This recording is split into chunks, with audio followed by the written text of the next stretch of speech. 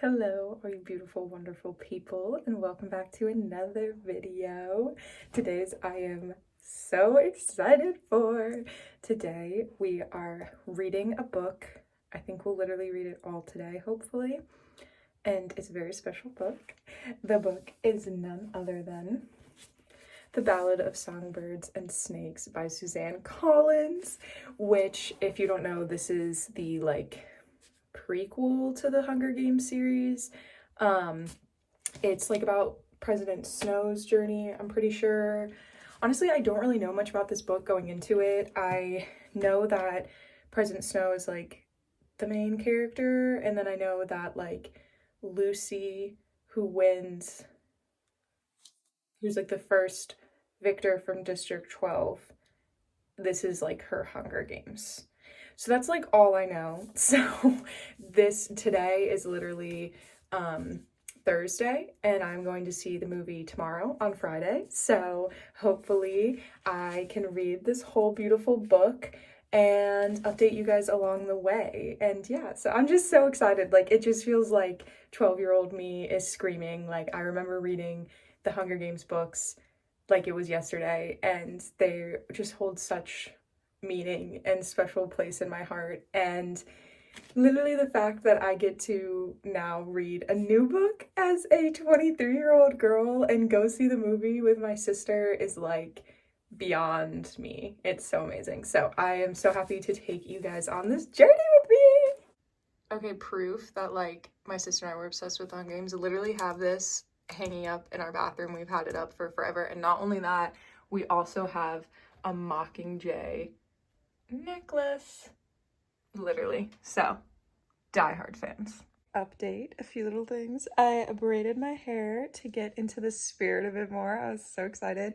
Okay, also I'm on page 130, so I'm a fifth of the way through the book. I think it's 500 pages. I don't really know. First things first, it's so weird. Oh, also there'll be spoilers. That's first things first. So if you don't want spoilers, leave. Okay, first things first, it's so weird reading about President Snow. It's so genius. Suzanne, knows everything, but it's so genius because the whole Hunger Games books, you're, hating him, and he's, the main person, the main, antagonist, and, it's so clear to dislike him, and it's so easy to dislike him, and then now you're reading The Ballads of Songbirds and Snakes, and he's the main character, and he's poor, and he's fighting for a chance for his future, and he's trying to do the best, and you see him with Lucy Gray, and he's being nice, way nicer than any of his other classmates, basically. And it's stop, and they're kind of flirting right now, and I'm no, I'm not gonna forget President Snow, but it is just so interesting to see his beginning journey and how he got there, because he obviously wasn't born an awful human being. He had to adjust and adapt to become that, and it's just so interesting. It's so good. And I'm the movie's gonna be so good. I'm so excited. I just feel the movie's gonna be so good because everything's so good so far, but nothing that crazy has happened yet. It's been a lot of setting up. Lucy Gray is awesome. I love her. She's so funny. I love her. She's performing and she gets it. She's Katniss. She just gets it. And I love it. So I'll be back with another update soon. I just wanted to talk a little bit about it. So Snow and Lucy just kissed. I really, really hope, and my theory is that Lucy's using him. Because she's smart, and she realizes that, the only way she's gonna get anything in the arena is through these sponsors, and who's gonna talk to the sponsors and stuff if not her mentor, Snow? And also, she has reason to align herself with like any allies she can basically at this point. Like, I just think it's smart, and I'm hoping it's that. And I think it is, because Snow is like jealous and he sees her as his, which he said. And I think Lucy was able to pick up on that when he was so upset after her song at the interviews, where she was talking about like her past love that she had, and he was like all angry about it. Like, she probably picked up on that and then was like, okay, cool, like I can manipulate him because he thinks I'm his or whatever. And yeah, I'm really hoping that's the case, because if it's, and also the fact that, oh, I love all the little like Easter eggs that are in it that are like in the Hunger Games. Like, there was a line of like she's catching fire, and there was a line that like the odds were not in her favor. And I'm like geeking every time I see those. And then also the fact that Lucy's the one that literally talks about the Mockingjay. Like, she tells Snow about the Mockingjay. And I don't know, there's something so beautiful about the fact that like someone he cared about, at least I don't know if he'll still care about her at the end of the book, but at least someone he cared about for a time and respected is who showed him the Mockingjay. And then in the Hunger Games series is someone who he hates and who he doesn't respect, and who is not the same as Lucy, but the same in the way of their situation and things. In Katniss, she's who uses the Mockingjay. And I'm just like, oh my god, just imagine Snow being like, a Mockingjay? Like, a Mockingjay? Like, freaking Lucy! So, I love that. But yeah, I really hope Lucy's playing him, because I can't. Also, I like how Tigress is like just unequivocally nice.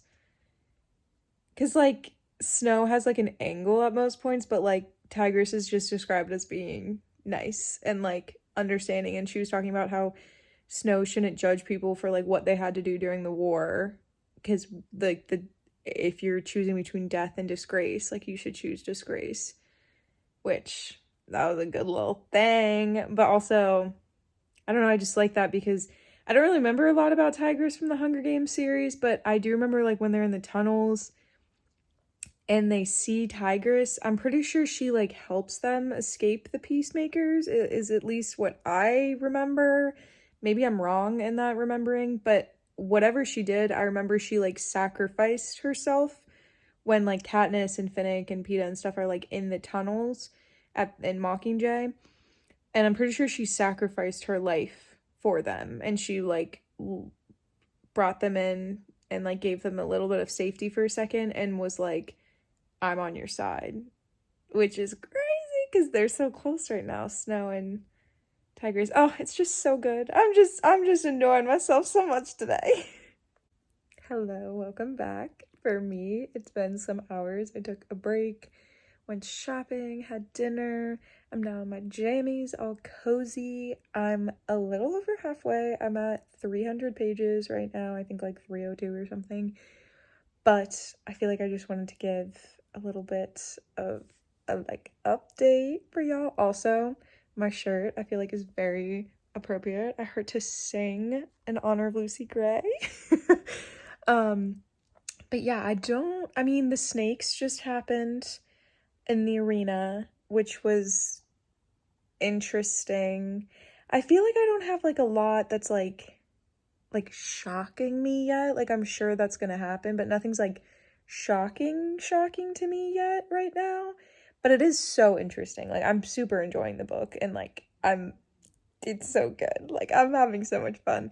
One thing I want to talk about was, it's so interesting thinking about and seeing like how different the games are from this being the 10th Hunger Games to then like the 74th Hunger Games, which is obviously like the first in the Hunger Games series. Like, wow, have they made a lot of changes? Like, obviously the 10th is the first with mentors, which is interesting. And then all of the mentors are obviously like just from the capital. They're not like past victors as it is later. And this is the first year too, they have like the bedding and that you can like give them things, but you can only give them like food and water. So then that's interesting too. And then also the fact that the difference between how the tributes are treated before the Hunger Games is very interesting to me, because in the 10th Hunger Games, they're literally kept in like a zoo cage and they're starved, and honestly that leads to like 3 or 4 deaths that like didn't really need to happen, that kind of just happened from natural causes because they weren't being taken care of. Versus in the 74th Hunger Games, like it's a very big deal, like that Katniss and Peeta are given like luxury, like they're on the train, they get all the food they could possibly want, they have like super nice clothes, they have like all this stuff that it's like opulence. It's like they're finally getting a taste of the capital, even though they'll never be from the capital. You know what I mean? Like that separation of districts and capital. And it's just very interesting to me to see that, because you see Snow and songbirds and snakes talk about how like it's stupid that they don't feed them because they want to see this grand show of strength and this like amazing Hunger Games, but then they're starving them. So like once they get in the arena, they're already like dying. And it's like, yeah, that's so true. Like, not that I'm like, yeah, like make them stronger so that it's harder to die and kill, but I just like, it's interesting seeing his thought process. Like you can see where when he was a kid how he is and is experiencing this Hunger Games specifically, because obviously this is like an important one to him, and then later when he's in charge, how that comes about. And also like the thought of mutts, like this is like, it seems like this is the first time mutts are really being used in the game, which is terrifying. Literally as a kid, that was the most I mean, it was all terrifying, but like the idea of the mutts terrified me the most, because there's something, I don't know, like it's so scary. Like when the monkey things are like chasing them and Hunger Games and then catching fire, there's like, oh wait, those are the monkey things, but there's like dogs, yeah, the dogs or whatever at the end of Hunger Games. Like it's so scary, and it almost seems unfair. I mean, obviously all of this is unfair, but it seems like even more unfair because the mutts can target whoever, even if that person's winning. Like it really does like balance it out, but I don't know, it's just very interesting. And the fact that like Snow cheated and gave like the handkerchief to the snake so they knew Lucy Gray's like smell and stuff. It's very interesting. I don't know how to feel. And then like also the fact that like she has the rat poison right now and Reaper's the only one that's like really thinking about that.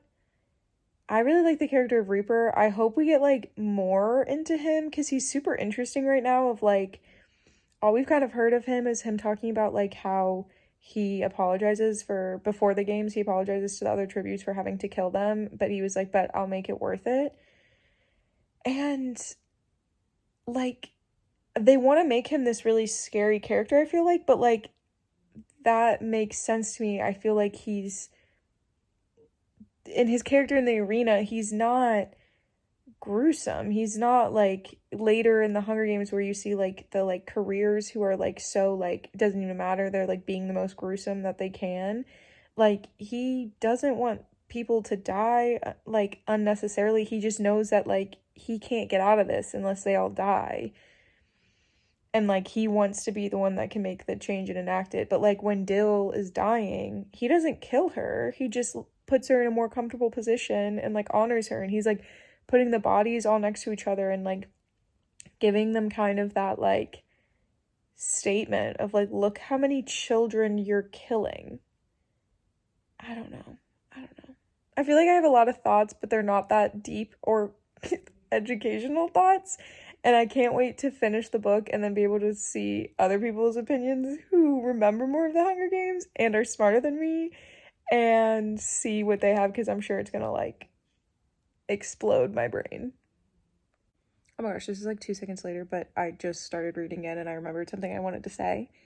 also interesting that's different between this game and like the Hunger Games 74th game is the ability for the mentors to write notes that are then in the stuff that they get.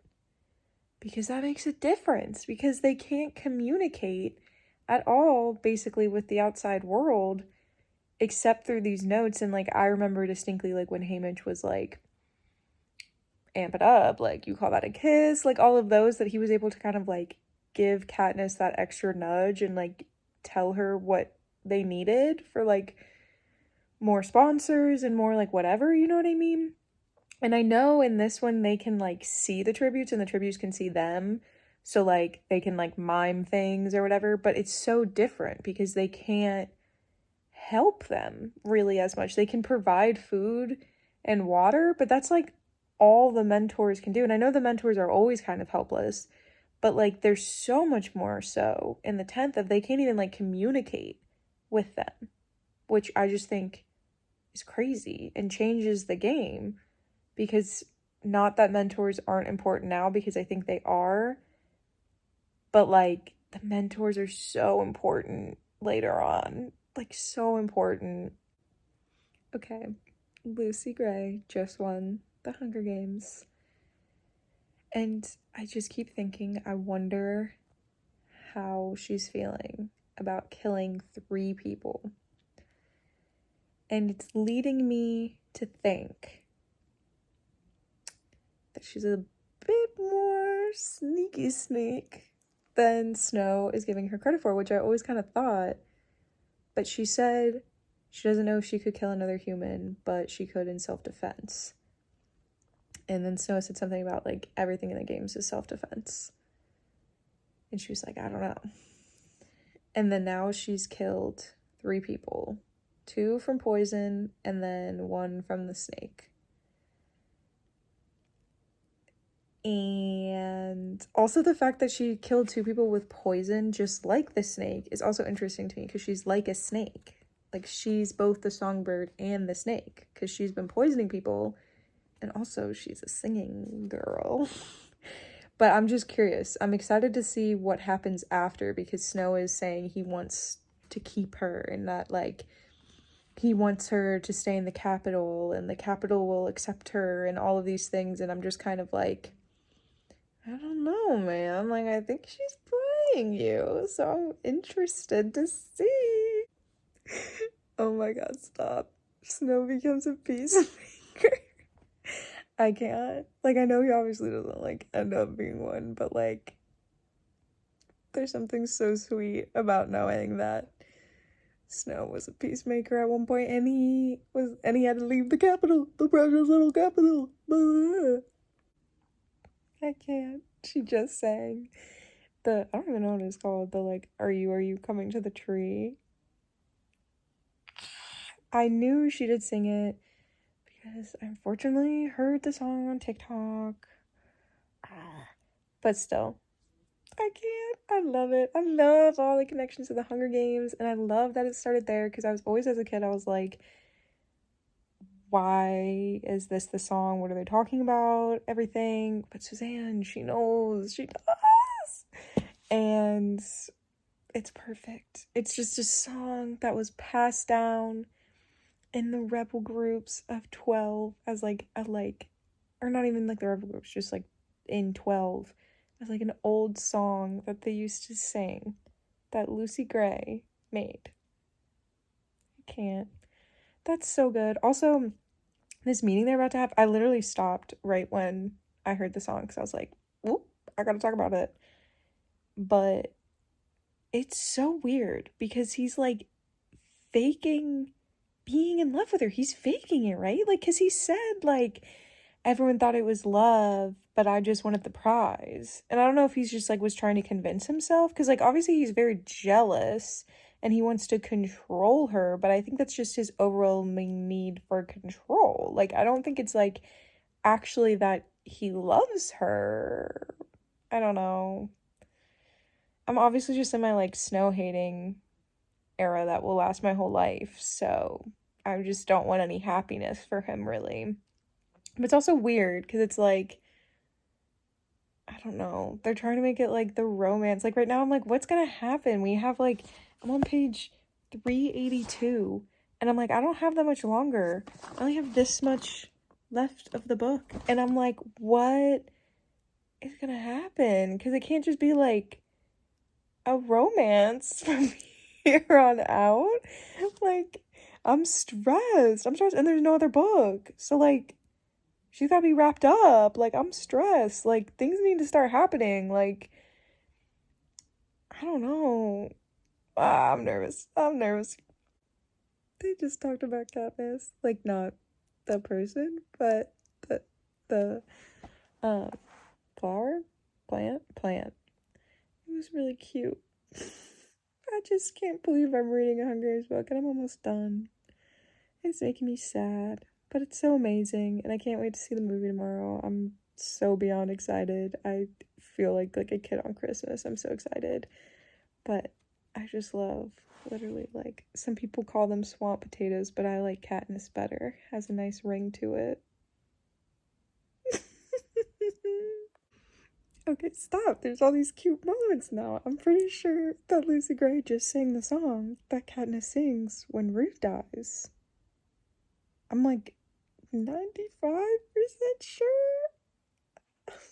It's just making me like really happy thinking about all the connections that Lucy and Katniss have. And even if they're not similar in nature, they're similar in so many different ways and they're connected in so many different ways. And the love, in quotes, I'm holding the book so I can't really do it, but the love, in quotes, of Snow's life is connected to his demise as well. Well, I just finished it, and honestly, I'm feeling kind of emotional. I know it's kind of silly, but like, I don't know, I never thought I would get to read another Hunger Games book for the first time. Like, it was such a flashback to my childhood that I never thought I'd get again, and this was such a gift, being able to read this and enjoy this and relive my memories of childhood and a new story. And I can't wait to continue that tomorrow with the movie for the first time. I'm gonna love it. And all the memories of seeing it with my sister and talking about it with her and getting to live that whole experience. So I'm really excited. As for my final thoughts on the book, I don't know. I feel like that's my final thought. I'm tired. I stayed up really late reading this, but I wanted to get it done. I feel like I'll have smarter thoughts later, but right now, it's so good. It's so thought-provoking, but entertaining. I'm so proud of Lucy Gray. I knew she wasn't in love with Snow, and I'm so proud of her. In my thinking of the novel, she never loved Snow, ever. But that might not be what everyone else thinks, but that's what I think.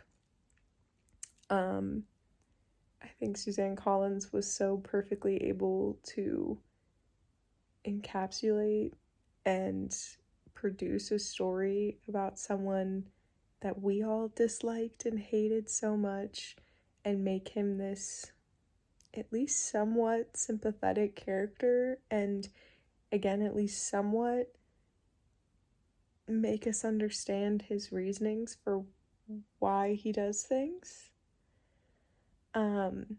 And that is very hard to do. Yeah, I don't know. I was thinking about trying to rank it with the Hunger Games books, but I don't really think that's fair because I think they're entirely different stories and entirely different books. So I'm not going to do that. I'm gonna respect this book as its own, but it's definitely ranked high amongst books in general for me. Yeah, I'm just so thankful, and like, honestly, I'm so excited for tomorrow and feel just such a rush of like nostalgia and honored that I have gotten to experience the lifetime of growing up with the Hunger Games and the movies and all the joy it's brought me through the years, and now with this book and this movie. I just feel really honored to be a part of the generation that really got to appreciate it. And yeah, so that was my reading vlog for the Ballad of Songbirds and Snakes. I hope you enjoyed it. I very much enjoyed it, and thank you for coming along with this journey, with me on this journey, and I hope to see you in another video. You are beautiful and wonderful and smart and kind, and I hope someone told you that today. I'll see you in the next video.